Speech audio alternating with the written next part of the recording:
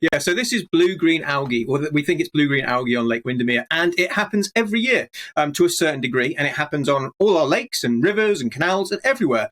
And it's because you have warm, dry conditions, and then if there is some high nutrients, phosphorus, nitrogen in that water, which can come from human sewage and other causes as well, then you do get this algal bloom, or in this case, this is blue-green algae. It's actually a bacteria, and this can produce toxic chemicals, which if you swim or your dog swim or animals swim in that water, it can have harmful effects on them, and it can kill the fish and aquatic life in the rivers as well.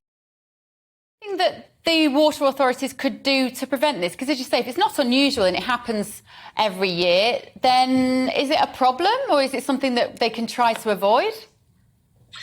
Well, this is the issue that we get to. And what we have in the UK at the present time is we have a significant amount of sewage entering our waters across the country for various reasons. And when you get sewage entering the water, this does add that pollution, those high levels of nutrients, which the algae, and in this case, the bacteria, thrive on. So when you're saying, is there something the water companies could do?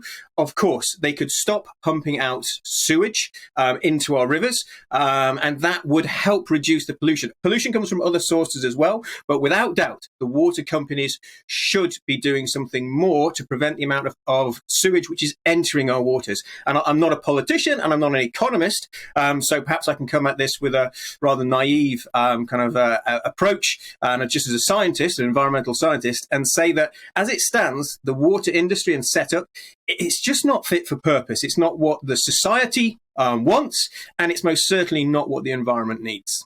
Too true. I mean, we were looking at pictures of Lake Windermere there, and that's what we've tagged this to. But the big story in the papers today was about the raw sewage being pumped onto the south coast of England, where we now have beaches which have got warnings on them. This is August. This is when families are on holiday. This could be the 1 week of holiday that these families have got. And now you have to say to your children, you can't go and play in the sea because, as you can see, it's full of tampons and raw sewage. This is not good enough, is it? Do you feel, as somebody that works, I know you don't work in the water industry, but you work with wildlife and you work with the wetlands and the waters, you must be so frustrated by this lack of decent infrastructure? 100%. Sewage is a death potion to our rivers and our coasts. And so to pump it out for any reason, it's just appalling. And we have to be doing everything that we can to change that. And if that means a root and branch change of our water industries, then so be it. This is the state that we're in. And you say coasts as well, you know, beaches, people swimming. But wild swimming in general in the UK has seen a huge boom. People are wanting to get out and swim in any stretch of water they possibly can. And they can't because they are so polluted.